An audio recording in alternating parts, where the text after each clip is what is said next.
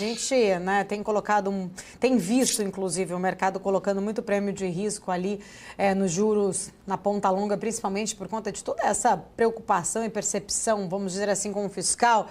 Inclusive, né, acompanho você e que bom que o X voltou, por sinal, né, porque aí eu consigo, de fato, ler ali sempre os seus posts, né, o nosso X de volta aqui. E eu vi que você afirmou uma frase muito interessante, que o problema de postergar soluções sem atacar o verdadeiro problema é igual tratar pneumonia com aspirina. Queria justamente te entender, né, na tua visão, o governo está tratando aí o fiscal com aspirina? O plano do governo é muito mais político de poder, de fato? Bom, eu acho que uma coisa que é interessante é que os preços eles tendem a eventualmente ler para a gente, né, e demonstram claramente. Se a gente olhar o que aconteceu no primeiro semestre, principalmente no primeiro trimestre, o mercado estava extremamente leniente com o governo, extremamente, né, acessível, acreditando nos discursos, né, na narrativa vinda de Brasília. A partir de maio, se lembra, foi quando a primeira vez o Brasília começou a chacoalhar mais, né? Chegaram até questionar se não era o caso de mudar o arcabouço, né, de mudar o déficit. E aí, a partir daí a gente tem uma degradação gradual dos humores, né? Então, a gente sempre pensar em maio, o câmbio estava na faixa de 5,10, 5,20, tranquilo, e a partir daí ele começou a sofrer, né, alguns sustos, né? Tem aquela coisa que falam, não, o câmbio só tem que comprar. Não é bem assim. O câmbio em junho bateu acima do que está agora, em agosto bateu acima do que está agora e em setembro bateu no que está agora. Ou seja, o câmbio ele é um termômetro, mas no Brasil a gente não pode esquecer que nós temos duas variáveis positivas no quesito câmbio. A gente tem, na verdade, três. A gente tem reservas muito grandes, tá? Nós temos uma balança comercial bem parruda, né? Baseada no agro, mas bem parruda. A gente vai para mais um ano de superávit. E a gente tem um juros muito alto, né, que, de alguma forma, eles desestimulam a compra da moeda seca, né? Então, para carregar a moeda no Brasil é muito caro, né? Você pagar o juro que hoje está de longo prazo aí batendo 13% já começa a ficar meio pesado. Mas é uma coisa que ele é um indicativo, né, desse esgarçamento, desse desconforto. Agora, uma coisa vamos dizer, que é um problema que eu até vinha um mês atrás, um pouco antes, né? Na época que a gente estava no período do silêncio do X, então eu estava até no Threads, que falava sobre o seguinte, de alguma forma, numa situação como essa, de incerteza, de insegurança, de cuidados e dúvidas muito grandes sobre o futuro, a postura do Banco Central ela é fundamental para você ter algum conforto no mercado. Lembrando que o Banco Central, ao adquirir a sua independência, ele passa a ter um peso específico muito maior. Tá? Porque ele seria meio que até um contraponto contra o governo, né? Contra o executivo, porque estaria nas mãos deles controlar, de alguma forma, eventuais excessos. Né? Porque o problema é o seguinte, o problema de discursos é que, eventualmente, eles geram reações desproporcionais. Né? O mercado começa a ficar excessivamente nervoso. Né? E o Banco Central ele deveria fazer o quê? Ele deveria mitigar esse ruído, né? Diminuir o diapasão dos ruídos. E o que a gente viu E aí é uma coisa que é clara, você olha, se você pegar os juros estão subindo desde agosto, né? Uhum. E de uma forma, ele deram uma corrigida no começo de setembro, mas de setembro para cá ele veio de 11,70 para 12,90 e de agosto ele veio de 11,20, né? Uma alta muito grande.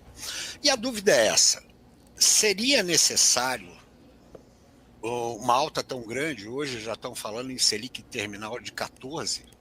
Seria necessário, sendo que as inflações previstas estavam levemente acima da meta, né? Então, não é que a inflação que era esperada no começo do ano, que era 4,10, foi para 5, 6.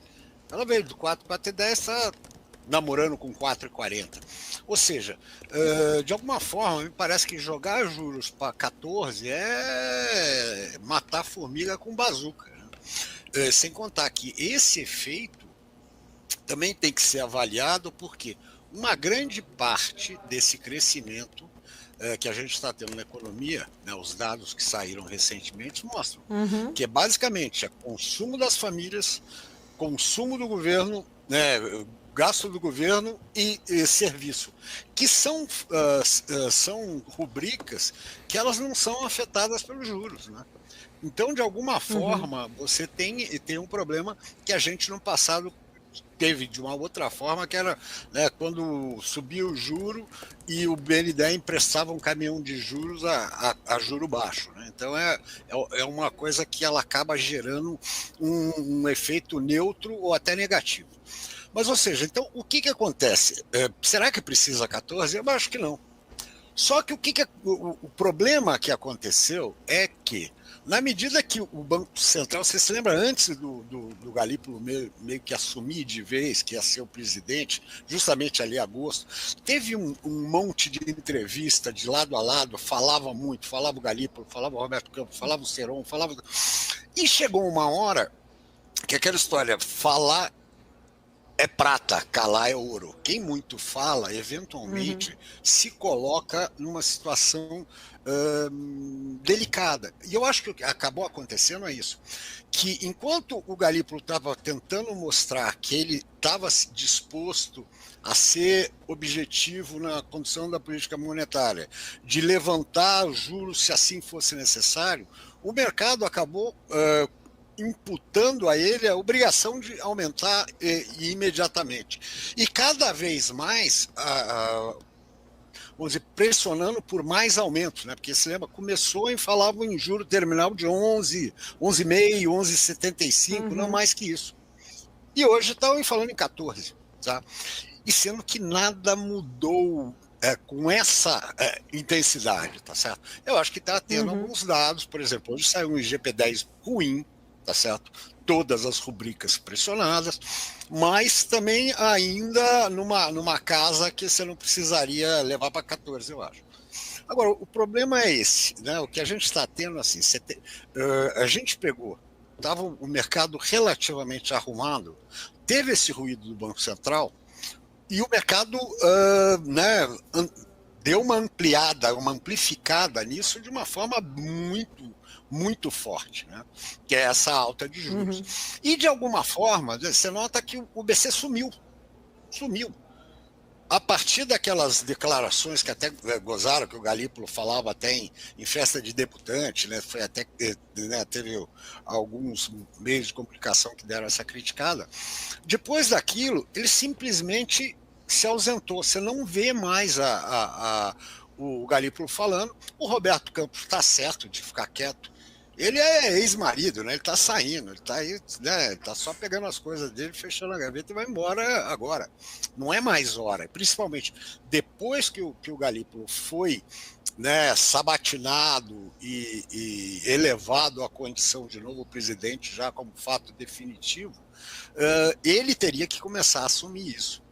Né? Então, eu acho que esse problema, então, que a gente teve, você teve esse hiato onde ele ficou fora.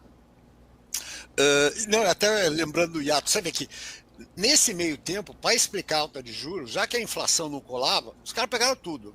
renascer o hiato, né? Que o hiato foi usado extensivamente quando jogaram o juro para 2, né? Sempre o hiato entra na hora errada. Ele tenta para explicar alguma coisa que é inexplicável.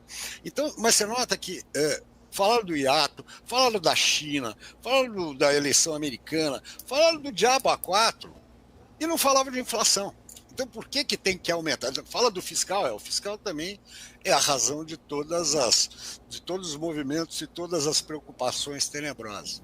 Então, e aí o que eu acho que a gente está acontecendo agora? A gente perdeu uma oportunidade de baixar a pressão, tá certo? Tirar o sapo da panela um pouco. E ao contrário, em vez de tirar o sapo, eles só abaixaram o fogo. Só que o sapo ficou lá. E agora o que acontece? A gente tem uma nova rodada de desconforto. Mais uma vez, aquela coisa, esse arcabouço, ele é o eterno, né, lugar de grandes dúvidas, né? Você não tem certeza nenhuma, né? Os usos fiscais, parafiscais, o diabo estão aí. Agora, são coisas meio que estavam na conta. Esse que é o problema que eu acho assim, que o pessoal aí começa a justificar por uma coisa como se fosse nova. Se lembra no começo do ano que falavam que o déficit ia ser de uns 100 bi. Hoje ele está aí nos 50, 60, sabe? Está menor do que estava.